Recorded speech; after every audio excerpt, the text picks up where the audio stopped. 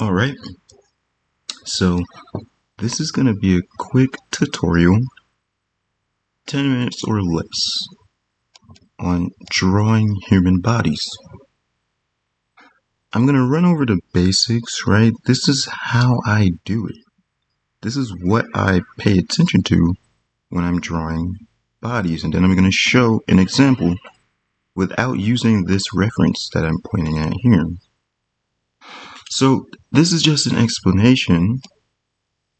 When you're drawing certain aspects of a body, you need to look for certain details in the characters, right?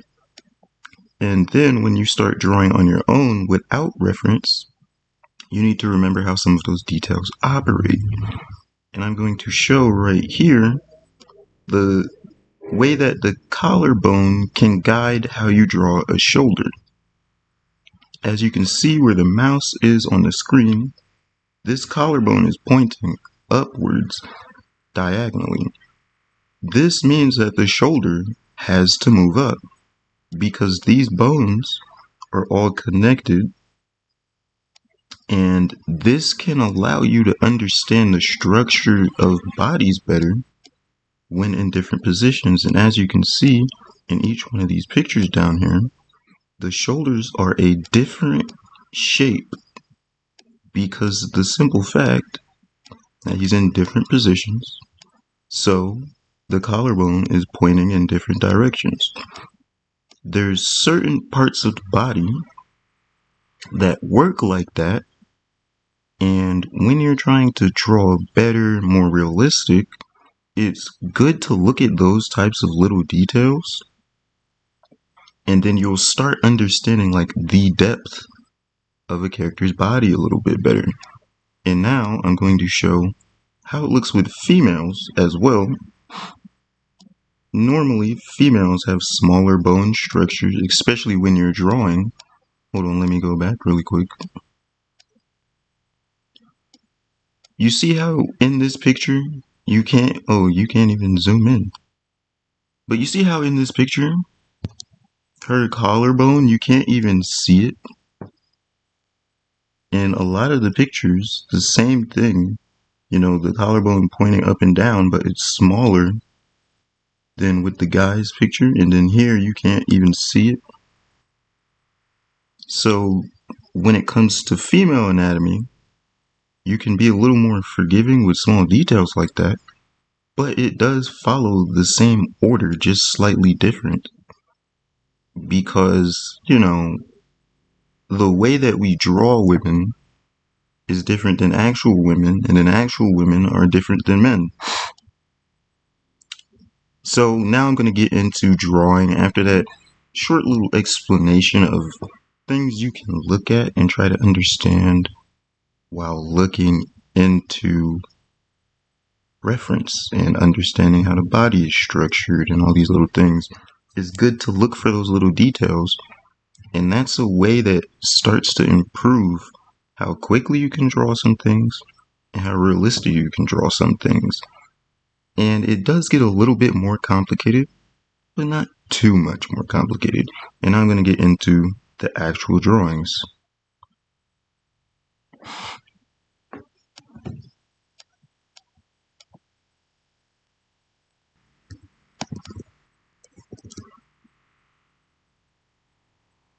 Okay, so when you're doing actual drawings,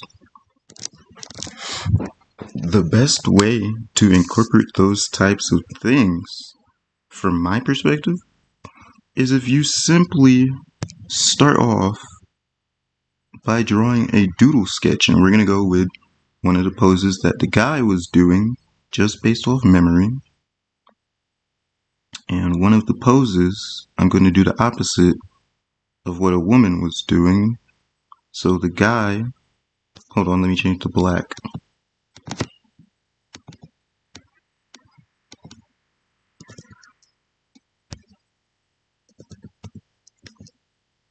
Okay, so the structure of a guy is usually simple. So when you're drawing your first little sketch, right, a guy is simpler than a woman is. and you don't need to draw the legs. You just start to remember that things like the rib cage goes here, right? Then you have to remember what I was talking about before, the collarbones will be pointing up. Then you'll go into the actual arm bone and remember that there's a wrist somewhere, and then boom, now you get your hand space. Then you do the exact same thing again. Do the wrist, do your hand space. And then the spine goes all the way down from the neck, goes all the way down through the stomach, and then it stops somewhere around the butt area.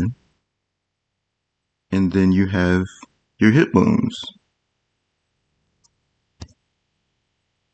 And then your legs come out of the hips. And this is a great way to get into just doing basic sketches the best you can. I put him with his legs stretched out. Let's erase that really quick.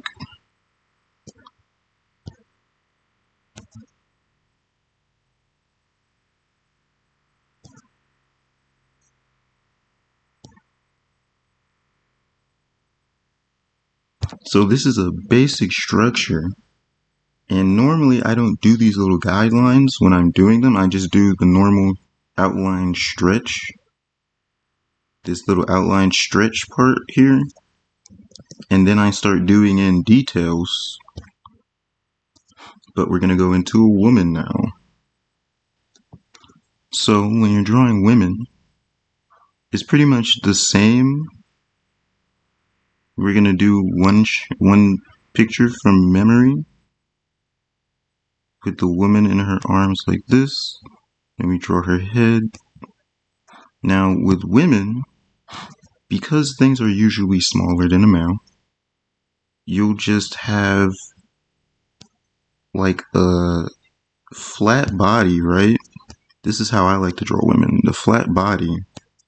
And then you come around the edge just a little bit under the arm, and boom. That's how you get the position for where breasts would usually be. Very easy.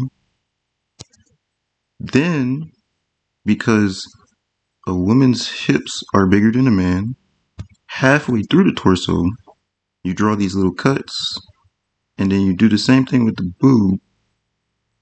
You just draw the edges, and boom.